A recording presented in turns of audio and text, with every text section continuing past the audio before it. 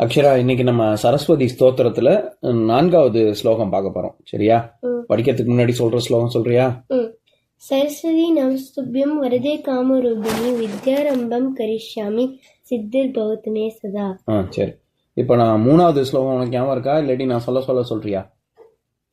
3வது ஸ்லோகம் சுராசுர சுராசுர பாக சேவித. இல்ல, நான் பரவாயில்ல, நான் சொல்லு. சுராசுர சேவித பாத பங்கஜா கரே விராஜத்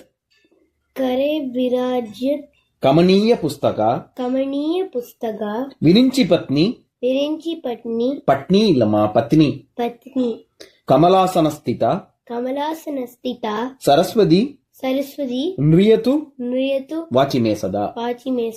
சரி, இன்னைக்கு 4வது ஸ்லோகம் பார்க்கலாம். அது நான் முதல்ல படிச்சுட்டு அப்புறம் உனக்கு பொருள் சொல்றேன். சரஸ்வதி சரசிஜ கேசர பிரபா தபஸ்வினி சித கமலாசன பிரியா கணஸ்தனி கமல விலோச்சனா மனஸ்வினி பவது வர பிரசாதினி. இதுதான் ஸ்லோகம். இப்ப நம்ம பதம் பிரிச்சு பொருள் பார்க்கலாம். சரஸ்வதி சரசிஜ கேசர பிரபா. சரஸ்வதிக்கு சுவாமிக்கே ஏன் சரஸ்வதின்னு பேருன்னு தெரியுமா? சரஸ்வதினா என்ன அர்த்தம் தெரியுமா? சரஸ், இந்த இடத்துல சரசிஜ அப்படின்னு வருது. சரசா, சில பேரே பொண்ணு பேரே சரசா அப்படின்னு சொல்லுவாங்க, இல்லாட்டி சரஸ்வதின்னு வச்சுப்பாங்க. இது சரசா, சரசிஜா, சரஸ்வதி, இது எல்லாத்துக்குமே ஞான வெள்ளம்னு அர்த்தம். தண்ணி, சரஸ்னா தண்ணின்னு அர்த்தம். சரியா? ஞான வெள்ளம், தண்ணினா வெறும் கடல் தண்ணி அந்த மாதிரி அர்த்தம் இல்ல. ஞான வெள்ளம், ரொம்ப விஸ்டம். ஞானம்னா விஸ்டம். சரியா? இருக்கிறதுலயே ஞானம் ஜாஸ்தி உள்ள கடவுள் சரஸ்வதி தான். சரியா? கலைமகள் தான். அதனால சரஸ்வதி சரசிஜ கேசர பிரபா. இந்த கேசர பிரபானா விஷ்ணுவுக்கு வந்து கேசவன் அப்படின்னு ஒரு பேர் இருக்கு. கேசவ அப்படின்னாலே தலைமுடின்னு அர்த்தம். சரியா? ரொம்ப அழகான தலைமுடி, கூந்தலை, இது தலைமயிரை கொண்டவன் அப்படின்னு விஷ்ணுவுக்கு பேரு. இந்த இடத்துல கேசர பிரபா, பிரபானாலே பிரபானா என்ன அர்த்தம் தெரியுமா? பாச மானாசமானா, அதுல பாஸ்கரன் பாச அப்படின்னு பார்த்தோமே, ஒளின்னு அர்த்தம். சரியா? அந்த மாதிரி பிரபா அப்படின்னாலே ரொம்ப ஒளி பொருந்திய தேஜஸ், ஒளி வட்டம் தெரியுதுன்னு சொல்றாங்கல்ல தேவர்கள் சுத்தி. விஷ்ணு எப்பெல்லாம் கடவுள் வரையறாங்கன்னா அவங்க தலைக்கு பின்னாடி ஒரு ஒளி வட்டம் வரைவாங்கல்ல, பிரபான்னா அதுதான் அர்த்தம். இந்த இடத்துல கேசர பிரபா, இந்த இடத்துல தலைமுடின்னு அர்த்தம் இல்ல. அந்த எந்த பூல உட்கார்ந்துட்டு இருக்கா சரஸ்வதி? வெண்தாமரை பூல உட்கார்ந்து இருக்கால, அந்த தாமரையுடைய இதழ் தான் இந்த இடத்துல கேசர பிரபா அப்படின்னா. அதுதான் ரொம்ப ஒளி வீசக்கூடிய தாமரையினுடைய இதழ் வந்து நல்ல பிரகாசமா இருக்கு அப்படின்னு சொல்றாங்க. சரியா? சரஸ்வதி சரசிஜ கேசர பிரபா அப்படின்னா வெண்தாமரையில உட்கார்ந்து இருக்கக்கூடிய ஞான வெள்ளமாகிய ஒரு நீர்நிலையில, வெண்தாமரை, தாமரை எங்க இருக்கும்? நீர்நிலையில தானே இருக்கும், ஒரு குளத்துல இருக்கும்ல. அந்த மாதிரி ஞானத்து குளத்துல இருக்கக்கூடிய வெண்தாமரை, அந்த தாமரையில் வீற்று இருக்கும் சரஸ்வதியே. அந்த வெண்தாமரை மலை இதழ் எப்படி இருக்கு அப்படின்னா ரொம்ப பிரகாசமா இருக்கு, ஒளி வீசக்கூடியதாக இருக்கு அப்படின்னு சொல்றாங்க. தபஸ்வினி சித கமலாசன பிரியா. நம்ம இந்த சித்த அப்படிங்கறது போன இதுலயே பார்த்திருக்கோம்ல, போன பாட்டுக்கு முந்தின பாட்டு ஸ்லோகம். ஹஸ்தே நைக்கேன பத்மம் சிதமபி ச அப்படின்னு பார்த்தோம்ல. பத்மம்னா தாமரை, சித்தமபி, சித்த அப்படின்னாலே வெண்மை நிறம் கொண்ட வெண்தாமரை அப்படிங்கறதுனால சித்தமபி அப்படின்னு, சித்த அப்படின்னால வெள்ளைன்னு அர்த்தம். தபஸ்வினி சித்த கமல, இந்த இடத்துல சித்த கமலாசன பிரியா அப்படின்னா வெள்ளை தாமரையில வீற்றிருக்கிறத ரொம்ப பிரியம், ரொம்ப பிரியம், எனக்கு உங்க மேல ரொம்ப பிரியமா இருக்கு அப்படின்னா என்ன அர்த்தம்? ரொம்ப கரேஜ் இல்ல, கரேஜ் எப்படி சொல்றதுன்னா ரொம்ப ரொம்ப பிடிச்சிருக்கு, பிரியமா இருக்குன்னா ரொம்ப பிடிச்சிருக்கு. சரஸ்வதிக்கு எது பிடிச்சிருக்கான்? சித கமலாசன பிரியா, வெண்தாமரையில உட்கார்ந்து கொண்டிருப்பதற்கு சரஸ்வதிக்கு ரொம்ப பிடிச்சிருக்கு. சும்மா உட்கார்றதுன்னா ஏதோ நம்ம சேர போட்டு சோஃபால போய் உட்கார்ற மாதிரி உட்காரல. அங்க என்ன பண்றாளாம் சரஸ்வதி? தபஸ்வினி, தவம். தவம்னா என்னது? தியானம். ஸ்லோகம் சொல்லிட்டு தியான நிலையில இருக்கிறது தபஸ்வினி. தபஸ்வினின்னே சில பேருக்கு பேர் வச்சுப்பாங்க, அதுவும் சரஸ்வதியை தான் குறிக்கும்.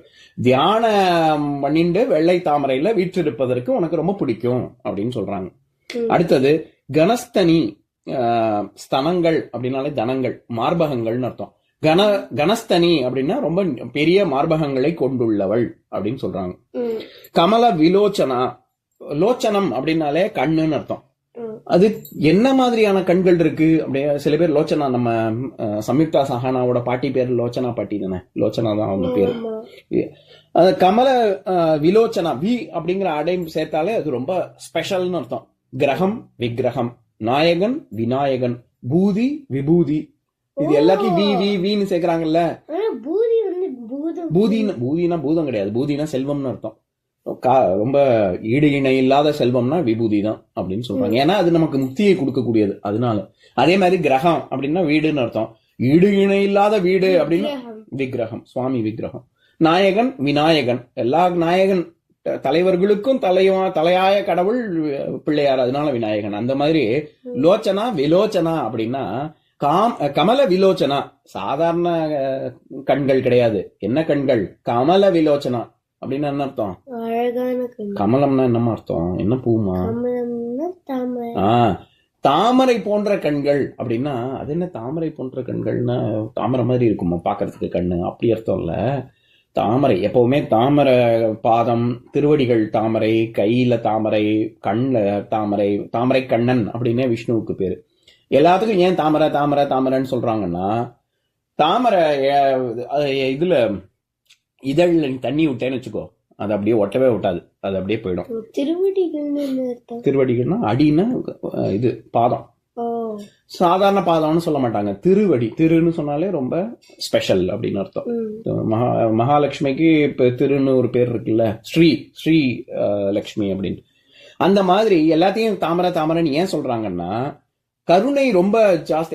அதாவது லௌகீக விஷயங்கள், அதாவது இந்த நம்ம பூமியில இருக்கக்கூடிய விஷயங்கள், இன்பம் துன்பம் இதெல்லாம் எல்லாருக்கும் மாறி மாறி வந்து, எல்லாரும் ஒரேடியா சந்தோஷமாவும் ஒரேடியா துன்பத்திலயும் இருக்காங்களா? மாறி மாறி வந்துட்டே இருக்குல்ல. சந்தோஷம் வருது, அப்புறம் கொஞ்சம் துக்கம் வருது, சந்தோஷம் வருது, துக்கம் வருது, இந்த மாதிரி மாதிரி வருது இல்ல.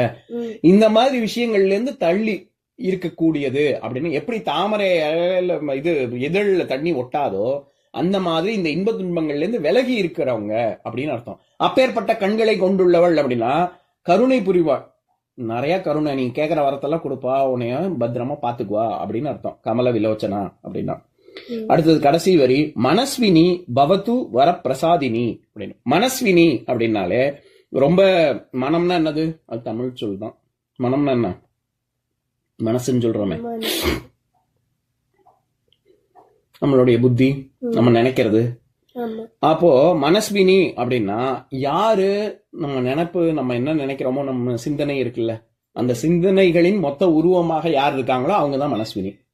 நம்ம நினைக்கிறதே சரஸ்வதினால்தான் அப்படின்னு சொல்றாங்க. பவத்து அப்படின்னா நீ இரு அப்படின்னு கேக்குறாங்க. சரஸ்வதிட்ட நீ இரு, என்னவா இருக்கணும்?